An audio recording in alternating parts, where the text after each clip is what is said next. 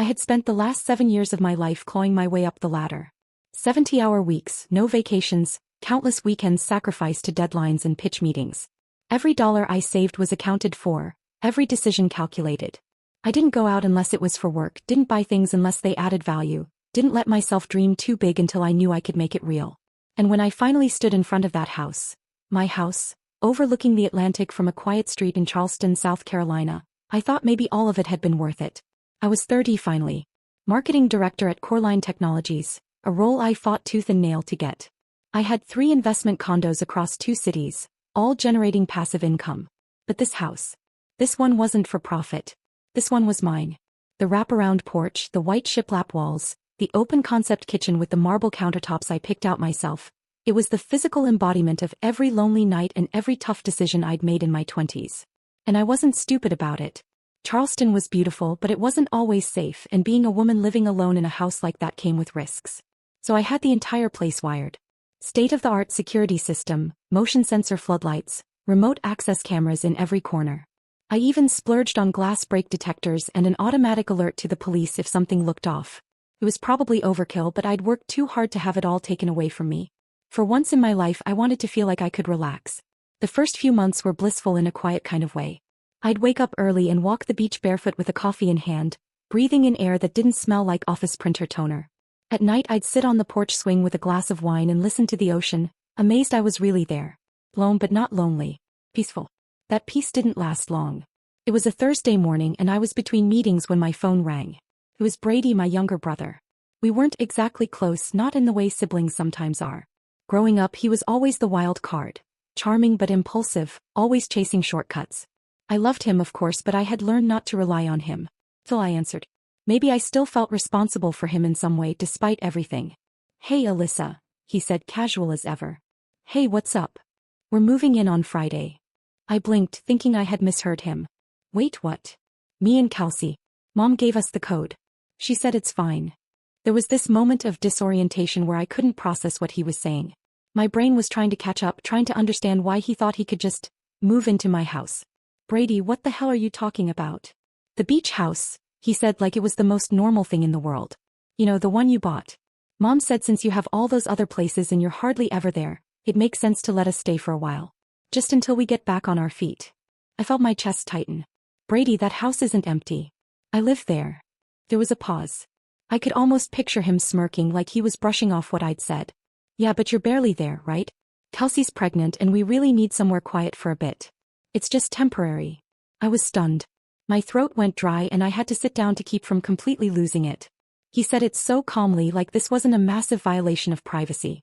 Like I was just supposed to make room in the one space I'd carved out for myself. "First of all, you can't just move in. That house is not a family vacation spot, it's my home," I said. "And who the hell gave you the code?" "I never gave it to Mom. She said she found it on the fridge when she visited last," he said. "She thought it would be okay." I remembered that visit. A month ago. She'd stayed with me for 2 nights while she was in town for a wedding. I'd written the code down so she could lock up when I was at work. I never imagined she'd give it to anyone else, let alone hand it off like a spare key to a rental. "I didn't give her permission to share that code," I said, trying to stay calm but hearing my voice rise anyway. "This isn't okay, Brady.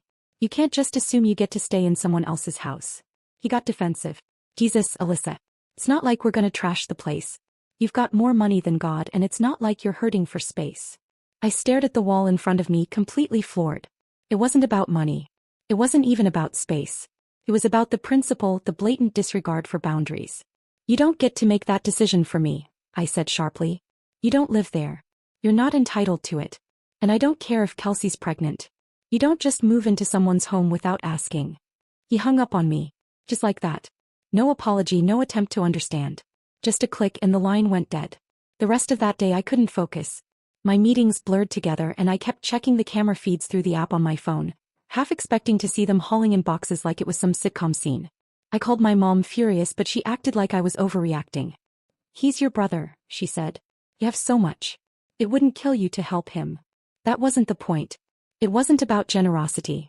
I'd helped Brady plenty of times before. I paid off his credit card debt 3 years ago. I co-signed on a car loan he defaulted on. I let him stay in one of my investment properties for 6 months rent-free after he lost a job. I wasn't a monster. But I had finally drawn a line. This house was sacred. It was my reward. My one safe place that no one could take from me. Or so I thought. I sat in my car outside the office parking lot for nearly 20 minutes after that call, just staring at the dashboard like it might somehow make sense of what had just happened. My heart was pounding not from fear but from that deep old exhaustion. The kind you feel when something inside you snaps but quietly without drama. I dialed my mother, Valerie, still in disbelief, hoping maybe this was a misunderstanding. Maybe she'd tell me Brady had exaggerated. Maybe she'd apologize. He didn't.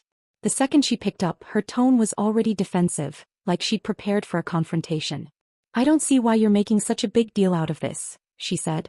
He's your brother, Alyssa. He's in a rough place right now. I closed my eyes, leaned my head back against the seat. Mom, you gave him the security code to my home. My home. Without asking me. I thought it would be okay, she replied flatly. You weren't even using it that week. You said you were traveling for work. And it's not like you don't have other places. I could barely breathe. The entitlement in her voice, this casual disregard for my privacy, my autonomy, felt like a slap. That's not the point, I said slowly. It's not about whether I was home or not. It's mine. You don't give someone access to someone else's house like that. That's a massive breach of trust. Her tone sharpened. You always think you're so above the rest of us now. Just because you've got a nice job and some real estate investments. Don't forget where you came from. That last line hit harder than it should have. She always said things like that when I set boundaries, like success had made me selfish instead of independent. But I hadn't forgotten where I came from. That was the problem. I remembered too much. I remembered being 17, standing in the kitchen of our cramped rental, holding my scholarship letter in one hand and a printed breakdown of Brady's debts in the other. I had $3,500 saved up, part of a grant meant to cover books and living expenses. It wasn't even a conversation. Mom had told me Brady had screwed up his finances again, and that he'd be in serious trouble if we didn't pay it off. We can't let him ruin his future, she had said, like my future could take a back seat. And so I gave it up. Quietly. No thanks. No repayment. Just silence. At 23 it was more of the same. Brady had defaulted on another loan. Mom called crying, said she couldn't watch her son ruin his life. She said if I really loved this family I'd help. That if I didn't, she didn't see the point in staying in touch. I remember that phrase so clearly. Didn't see the point. Like love was a transaction and I'd missed a payment. I helped again. Paid off the interest.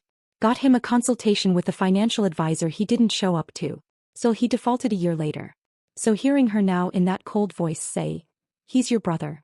Don't be selfish, made something inside me break in a way that couldn't be glued back together. I didn't yell. I didn't cry. I just said, you had no right. This stops now. There was silence on the line. You don't mean that, she said. He's family. I stared at the security app open on my phone. My house. My system. My rules. I do mean it, I said. You and Brady don't get to keep treating me like a bank account with a heartbeat. I love him, but love isn't the same as enabling. Her voice turned ice cold. Wow. So that's it. After everything this family's done for you. Done for me? The words made me feel sick. I'm hanging up now, I said. And just so you know, the codes have already been changed. If either of you step foot on that property again without permission, the police will be called. This isn't up for discussion. And then I hung up. My hands were shaking, but I felt an unfamiliar steadiness beneath it. Like I was standing on solid ground for the first time in a long time. I went home that night and changed every access point. The alarm code. The garage keypad. The remote entry locks. I even paid extra to have the facial recognition system wiped and reprogrammed. I made sure the camera alerts were set to notify me immediately, not just the monitoring company. It wasn't paranoia. It was necessary. I had spent my entire adult life trying to outrun the guilt trips, the manipulations disguised as obligations. Every success I'd earned had come with a quiet chorus of voices saying, don't forget who you owe. And the truth was I had owed them. For a while. But I'd repaid that debt 1,000 times over. This time I wasn't caving. This time I was choosing myself. I was just finishing up a call with a vendor when my phone started buzzing again, and this time it was Brady. I stared at the screen for a second, knowing exactly what kind of conversation was waiting for me on the other end. The pit in my stomach had been growing since the day before and I'd barely slept. I answered anyway because part of me still clung to the illusion that he might have calmed down, might have come to his senses. I barely got out a hello before his voice exploded through the speaker, loud and angry. The F*** is going on, Alyssa? The code doesn't work. I didn't respond right away. I just took a slow breath, watching the sunrise outside my window through half-closed blinds. I had rehearsed what I was going to say, but the venom in his voice still made my skin crawl. We're already on the road, he snapped. The moving truck is full. Kelsey's sitting here in the front seat with me. And now you're locking us out. I kept my voice even flat. You were never invited in to begin with. Oh, come on, he growled. Don't pull that crap. We had a plan. You knew we were coming. No, Brady, I said calmly. You had a plan. A plan you made without consulting me. I never agreed to let you live in my home. You told me you were coming like it was a favor I should be grateful for. That's not how this works. He let out a bitter laugh. Are you serious right now? You're really doing this? You're really going to leave us stranded with a full truck? Kelsey's pregnant. You want her sleeping in a motel? That's not my responsibility, I said without flinching. I've said no. You need to turn around. This is private property. You don't have permission to enter. There was a long pause and then his tone shifted into something colder, harder. We're still coming, he said. We'll talk about it when we get there. I could feel the rage boiling just under the surface, but I didn't let it out. Not this time. I'd spent years tiptoeing around his tantrums, smoothing things over for the sake of family. But that strategy had always left me exhausted and used. I wasn't doing that anymore. No, I said, my voice low and sharp. There will be no discussion at the house. You are not welcome. I changed the codes for a reason. If you show up, the system will alert the police. Do not test me on this. He scoffed and then, with a furious grunt, hung up the phone. Just like that. No acknowledgement. No apology. No consideration for the fact that he had overstepped in every possible way. He didn't think he had to ask permission because somewhere along the way he'd been taught, by our mother, by the years I spent bailing him out, that boundaries didn't apply to him. I stood there for a long moment, still holding the phone, feeling my pulse in my neck and fingertips. Then I walked over to the hallway console, opened the security app and rechecked all the settings. Lockdown mode was enabled. Perimeter alerts were active. The smart doorbell would record any motion with high-resolution audio and video, and I had it set to automatically notify law enforcement if tampering was detected. I wasn't being paranoid. I was protecting what was mine. And for the first time I didn't feel guilty about it. I was in the middle of making coffee when my phone rang again. This time it was my mother, and I already knew where the conversation was going. I didn't want to answer, but the ringing kept going and something in me just gave in. Maybe part of me was still hoping she'd say something different. Something fair. Reasonable. But I should have known better. The moment I picked up, she didn't even say hello. How can you threaten your own brother with the police? She snapped, her voice shaking, not with fear or sadness but with pure outrage. I stayed silent for a moment, letting her words hang in the air. Then I said carefully, it's not a threat. It's a fact. If someone enters my property without permission, it's trespassing. I have every legal right to protect my home. She let out a sharp breath like she couldn't believe what she was hearing. Are you listening to yourself? That's your brother. Your family. Kelsey is pregnant, for God's sake. You're seriously going to have them arrested? Over what? A few weeks of staying at a house you barely use. My grip tightened around the ceramic mug in my hand. I'd heard this tone before, this manipulative blend of guilt and moral superiority. It was always the same pattern. Make me feel like the villain for having boundaries. Paint my refusal as cruelty. Twist the situation until Brady looked like the victim and I looked like I'd abandoned them all. It doesn't matter how often I use the house, I said quietly. It's mine. They didn't ask. They just decided.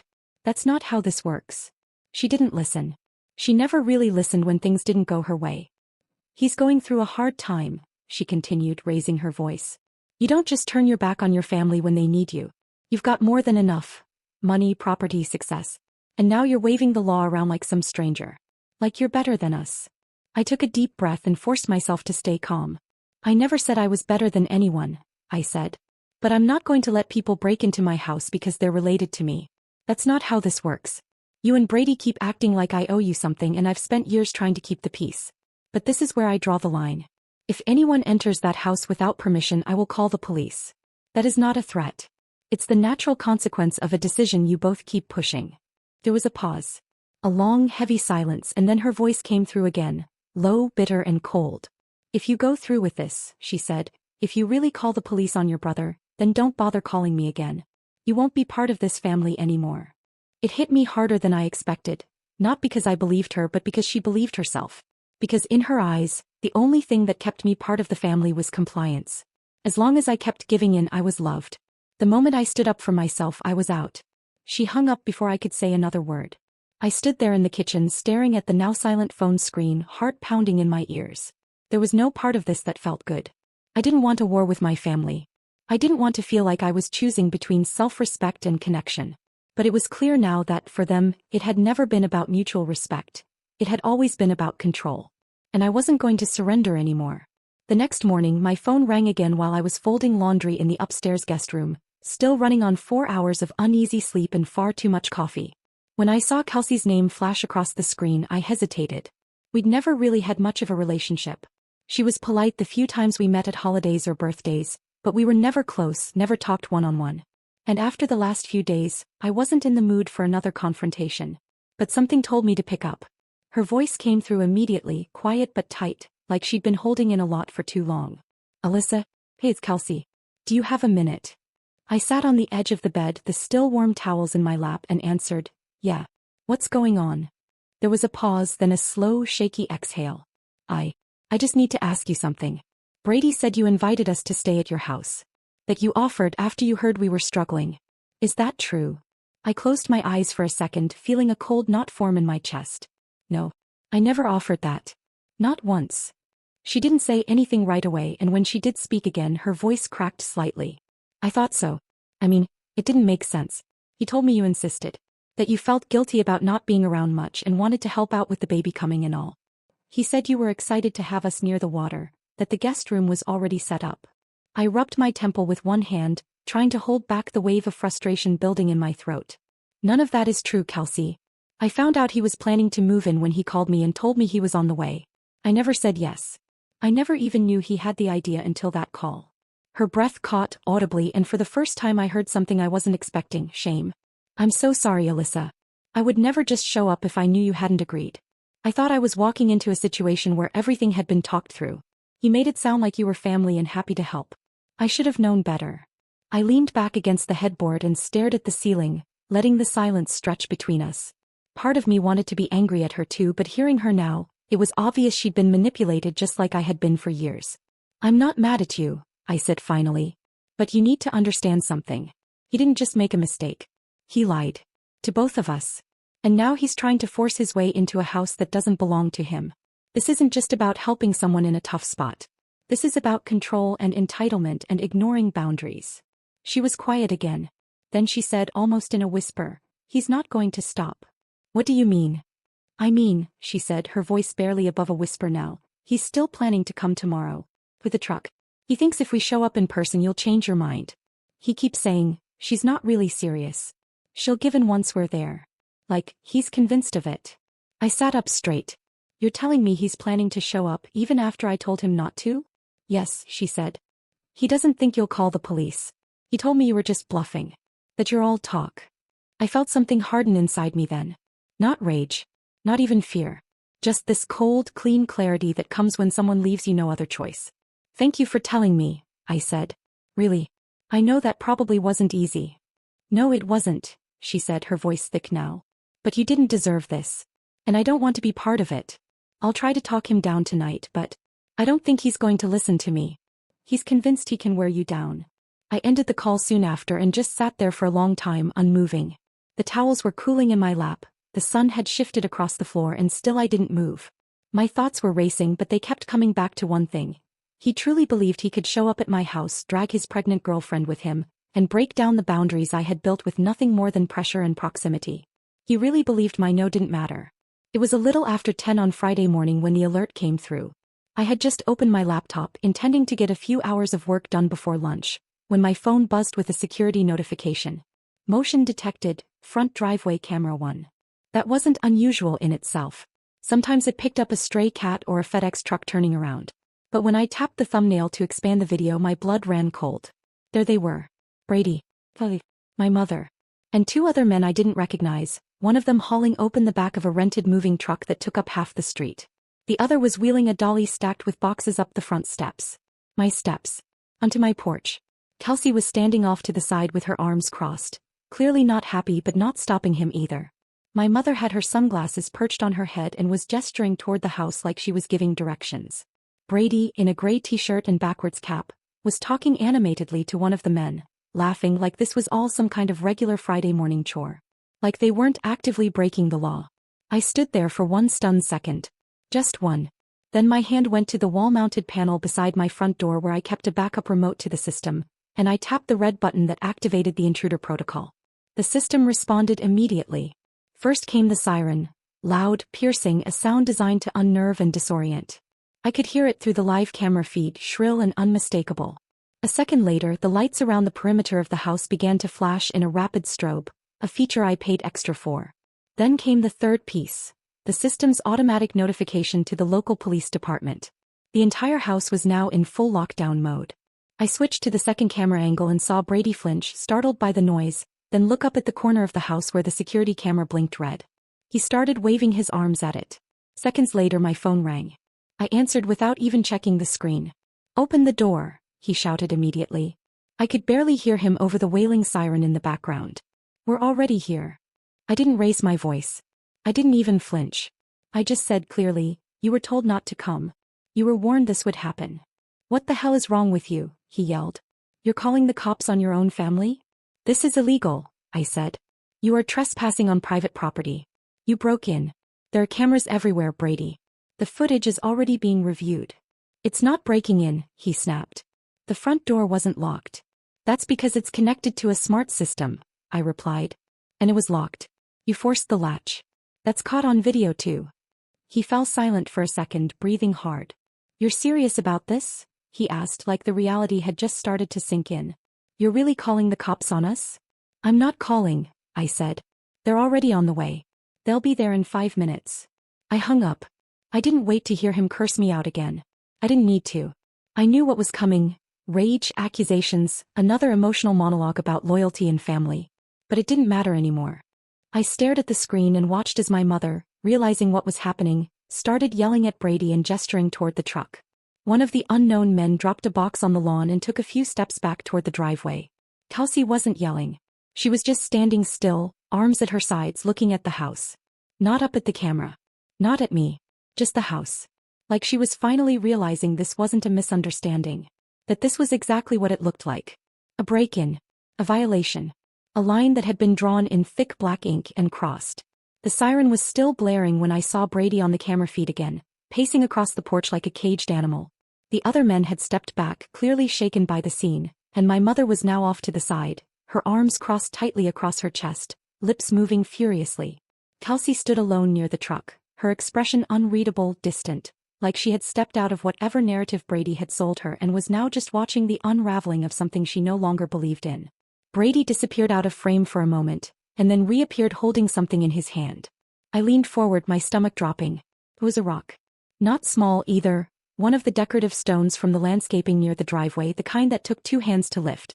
He was holding it above his shoulder, his eyes locked on the front window nearest the porch swing. He wasn't shouting anymore.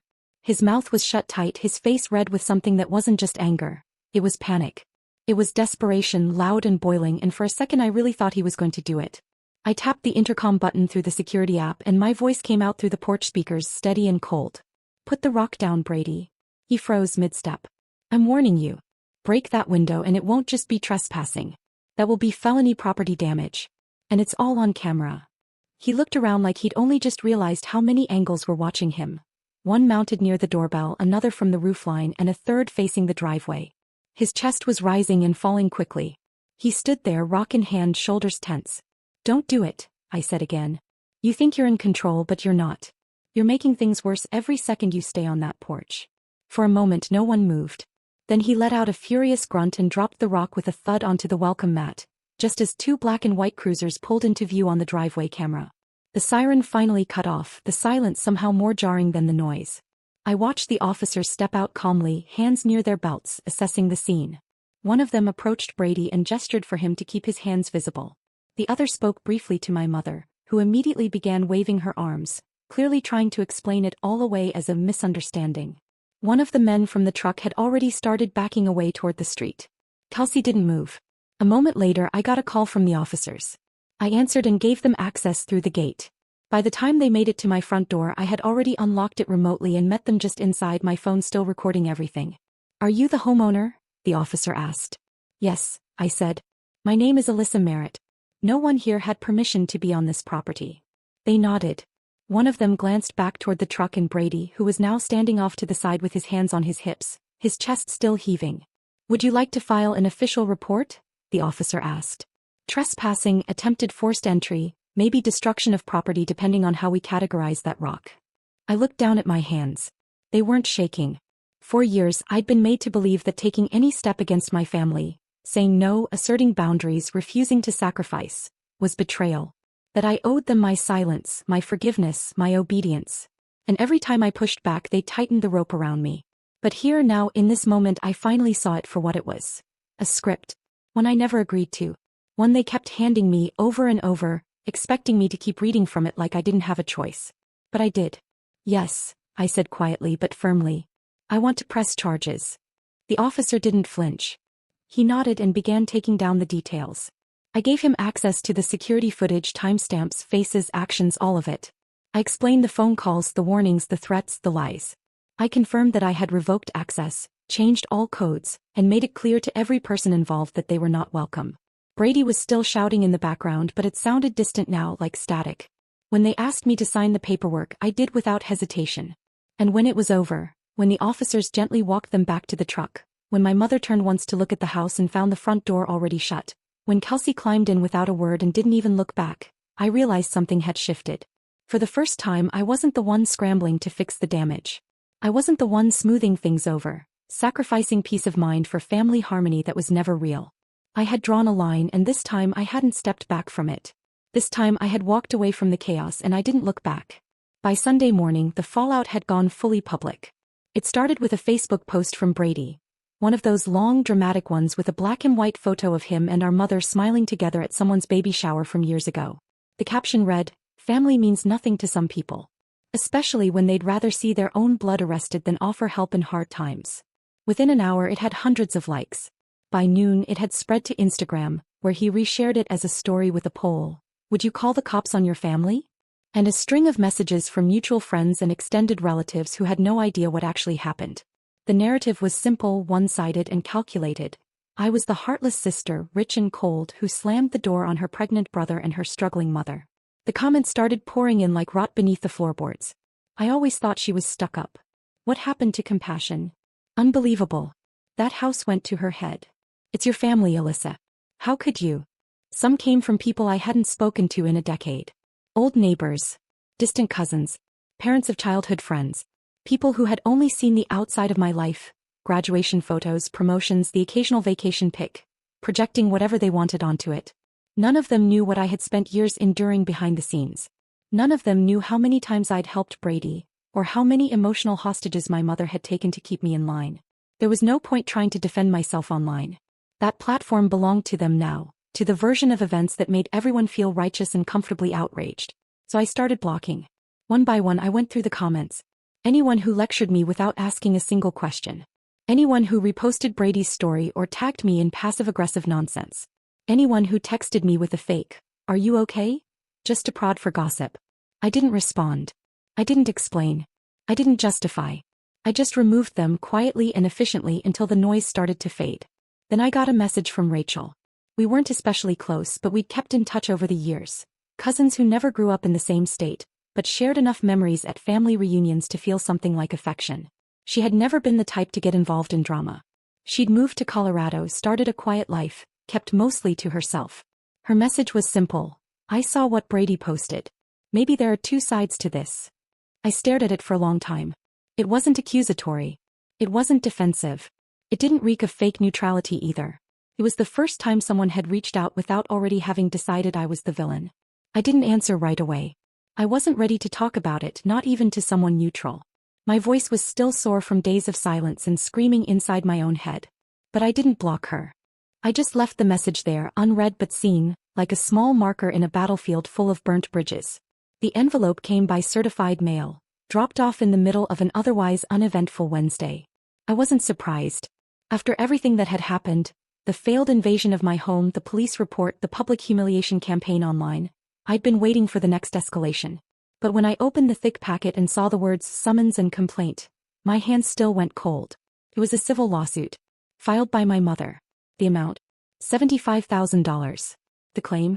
Intentional infliction of emotional distress, and defamation of character. There were pages of accusations, each more absurd than the last. The filing alleged that I had publicly humiliated her, caused her psychological suffering, damaged her reputation within the family and community, and, most stunning of all, had promised to gift Brady and her the house, then maliciously rescinded that offer in a way intended to cause maximum emotional harm. That last part nearly made me laugh out loud. There had never been any such promise. Not verbal. Not written. Not even hinted at. I had been crystal clear from the beginning. This house was mine, purchased with my money, and no one had any right to claim it. But here it was, written in black ink on legal letterhead, an attempt to turn that lie into leverage. I forwarded everything to my attorney Laura, without even bothering to draft a message. She called me 20 minutes later, already in motion. "This is pure intimidation," she said calmly. "A textbook frivolous suit. They're banking on public pressure or emotional fatigue to make you cave. But they've overplayed their hand." I sat on the couch, phone pressed to my ear, the papers still spread across the coffee table in front of me. So they're really doing this? They're actually trying to sue me over this? Laura sighed. "Yes, and they're going to regret it. We'll file a counterclaim immediately for legal harassment, misuse of the court system, and recovery of all legal fees. If they want to play this in court, we'll play." She wasn't rattled. She had handled bigger cases than mine and with colder clients. But I knew her long enough to detect the flicker of personal disgust in her voice. Not legal strategy, just pure human distaste for what she was reading. "They're claiming emotional damage," I said. "After what they did to me." "It's projection," she replied. "And it's weak. The police report is airtight. You have video evidence, timestamps, call logs, written warnings. You didn't slander anyone. You didn't even make a public statement. You've said nothing outside of direct legal boundaries." He was right. I hadn't responded to Brady's smear posts. I hadn't commented. I hadn't named names. I had kept quiet not out of fear but because it wasn't worth it. I had chosen to let the truth stand quietly, while they screamed into the void. Now they were trying to weaponize that silence. "Do I need to go to court?" I asked. "Eventually maybe," she said. "But we'll try to get it tossed out first. There's a very good chance the judge won't even let this proceed. It's built on nothing. Just keep documenting everything. Don't respond to anything directly. And I'll handle the counterclaim." I hung up and sat there for a long time. It wasn't just betrayal anymore. It was institutionalized manipulation. They were using the legal system as a form of punishment, because I had chosen not to open my door. Because I had finally stopped saying yes. Because I had protected what was mine. And now, somehow, I had become the villain in their story. The heartless one, the selfish one, the one with no loyalty. It didn't matter that I had supported them for years, paid their debts, forgave their lies, swallowed their guilt trips until I was sick from it. None of that counted.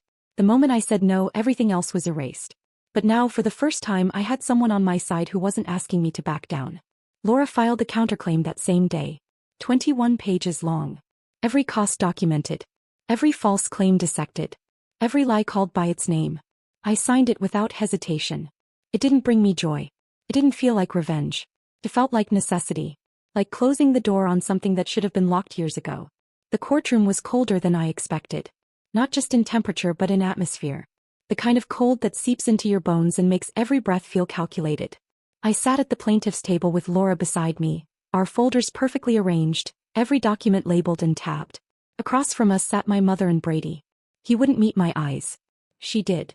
But her stare was empty, as if whatever part of her had once cared about me had vanished under layers of entitlement and self-righteousness. The judge called us to order and began reviewing the preliminary motions. Laura was calm, methodical, and absolutely relentless. I didn't speak at first, she did the heavy lifting, but when it came time to present evidence, I stood and walked to the front with a USB drive in hand. The first item was a recording. Brady's voice shouting through the phone telling me they were already on the road, that I had to open the house. The second, a short video clip from the porch camera where he raised a rock toward the window, stopped only when I warned him that damage would escalate the legal consequences. Then came the text messages, screenshots of me explicitly telling him and my mother that they did not have permission to enter my property. My call logs matched the timeline. The police report was filed and stamped. The entire sequence was airtight. When I was finished, the judge asked me one question. "Did you ever at any point give your brother or your mother legal permission to enter or reside in your home?" "No, Your Honor," I said. "I never did. I made that clear multiple times." The judge turned to their side of the table and raised an eyebrow. "Do you have any documentation to support your claim that she offered the house as a gift?" Their attorney, a man who had grown visibly less confident over the past hour, fumbled with a folder before admitting, "No, Your Honor. We do not. There was a long silence in the courtroom. I've seen enough, the judge finally said, voice clipped. The plaintiff's claims are dismissed with prejudice. There is no evidence to support emotional harm, nor is there any substantiation of a verbal or written agreement regarding the transfer of property. Additionally, this court is inclined to view this suit as retaliatory and malicious. Kept my face still. I didn't look at Brady. I didn't look at my mother. I kept my eyes forward, fixed on a small spot just beneath the judge's bench, steadying my breathing. Furthermore, the judge continued, given the security footage, the written threats, and the attempted forced entry, this court is granting a protective order to the defendant against both Brady Merritt and Valerie Merritt. Any further contact will constitute a violation. That was the moment I exhaled. It wasn't over, though. There was another matter on the docket, one that had been split off into its own proceeding. Brady had filed a secondary complaint alleging defamation and harassment on my part. Laura had already submitted our countermotion, and the judge had reviewed it privately. This time it wasn't dismissed. It was ruled against him. The judge reviewed Brady's public posts, including the ones accusing me of elder abuse, financial manipulation, and cruelty, all without evidence. Then came the false claims made to local family court, where he had attempted to paint me as unstable and dangerous in a failed bid to seize temporary occupancy of the property. All of it was documented. All of it was disproven. Brady was convicted of harassment and knowingly filing a false report. The sentence wasn't harsh, 6 months of probation, a $1,000 fine, and mandatory counseling, but the humiliation on his face when the verdict was read out felt heavier than any jail time. He didn't speak. He didn't protest. He just sat there, shrinking in his chair like he couldn't believe his tactics had finally run out. The judge issued one final warning before closing the session. This court does not take kindly to the weaponization of the legal system to punish others for setting boundaries. Consider this a message. When it was over, I didn't linger. I didn't wait to see if they'd try to follow me into the hallway. Laura walked beside me in silence until we stepped out of the courthouse into the gray afternoon light. The sky looked the same as it had when I entered, but everything beneath it felt different. I was free. Not just from the lawsuit or the fear of another confrontation, but from the narrative they had tried to trap me in for so long. The script where I was the one who owed, the one who gave, the one who broke herself into pieces so everyone else could feel whole. That script was dead. And I had signed the last page myself. I sold the house 3 months after the court hearing. Not out of fear, not because I felt unsafe, but because it no longer felt like mine. I had poured so much of myself into that place. 7 years of work, savings, solitude, and determination, but after what happened it felt tainted. Every time I walked past the porch I remembered Brady standing there with that rock. Every time I stepped into the kitchen, I imagined them unloading boxes, making themselves at home without permission, without care. The silence of the house, once peaceful, had turned heavy. So I let it go. I listed it in May and it sold within 2 weeks. The market was still hot, and the buyers were a quiet older couple from out of state who fell in love with the view. I was honest about the security upgrades, even gave them my service contracts, but I didn't tell them why they were installed. It wasn't their burden to carry. With the sale finalized, I packed what little I cared to keep into a rented van and drove north, stopping only once for gas and coffee in the early morning mist of North Carolina. My destination was a cabin I'd bought on a whim in eastern Tennessee, 2 bedrooms, a wraparound deck, tucked into a ridge surrounded by forest. No neighbors within sight. Just birds, wind, and the occasional deer wandering past the gravel driveway. It wasn't beachfront luxury. It wasn't sleek or modern. It was warm, quiet, and entirely mine. I got a dog. A rescue mutt with mismatched ears and eyes that watched me like he already knew everything I'd been through. I named him Jasper. He followed me everywhere. I started waking up early again, but not for work. I painted. Terribly at first, but I didn't care. Abstract shapes, soft landscapes, color palettes that matched the forest. I hung them on the cabin walls without framing them. I started hiking. Then traveling. I took a 2-week solo trip to New Mexico, drove out to Arches and slept in a camper under the stars. I flew to Iceland in December and soaked in hot springs while snow fell around me. I sent no postcards. I posted nothing online. And then, in the fall, I accepted a new job, senior director of strategy at a fast-growing tech firm out of Nashville. It paid more, demanded less, and came with the one thing I had never realized I needed: the opportunity to give back. I started mentoring new hires, especially young women fresh out of college, helping them find their footing in the chaos I once navigated alone. I became the person I'd needed at 22. Not just a voice of experience, but a shield. The family fallout came in stages. First, I stopped getting the passive-aggressive texts from distant relatives. Then came a forwarded email from someone I hadn't spoken to in years, with the subject line, FY, and a scanned letter from my mother attached. She had written a formal family statement. I was no longer to be considered part of our immediate circle. A kind of excommunication signed only by her and Brady. I didn't respond. I didn't cry. I didn't even feel numb. I just closed the email and took Jasper for a walk through the woods, the leaves golden and crunching under our steps. For the first time, I didn't feel like I was missing something. I wasn't grieving what I'd lost. I was grateful for the space I had finally gained. And then one crisp afternoon in early October, I got a text from Rachel. It had been nearly a year since her last message, the one where she gently questioned if there might be another side to everything. I had never replied, but I hadn't blocked her either. Her message was short. Getting married in November. Would love to have you there. No pressure. Mom will be there. Valerie won't. It took me a moment to realize who Valerie was. She didn't say your mom. She didn't say Aunt Valerie. Just the name, clean and factual. I sat on the porch that evening with Jasper at my feet and a blanket wrapped around my shoulders, phone in my hand, the mountains folding into darkness in front of me. I read her message again. And I smiled. It had been 18 months since I stood in that courtroom and told the truth with my whole chest, no longer shrinking for the comfort of others. The seasons had shifted twice over, the quiet of the mountains becoming as familiar to me as the rhythm of my own breathing. Life no longer felt like something to be escaped or endured. It had become something I shaped deliberately and fully. The letter came in the mail, handwritten, sealed with a name I hadn't seen in years. Elaine. My mother's younger sister. The one who always stood a few paces behind the drama. She never encouraged it, but she never interfered either. She had always been gentle with me as a child, offering soft smiles and quiet reassurances, but when the war began between me and the rest of the family, she fell silent. I hadn't heard from her once since everything collapsed. Till now. The letter was simple, penned in careful script on a pale blue note card. Asterisk, Alyssa. I don't expect this to change anything. I should have spoken up. I should have asked questions. But I was afraid. Afraid of your mother, afraid of being pulled into the mess. You were alone in all of it, and I let that happen.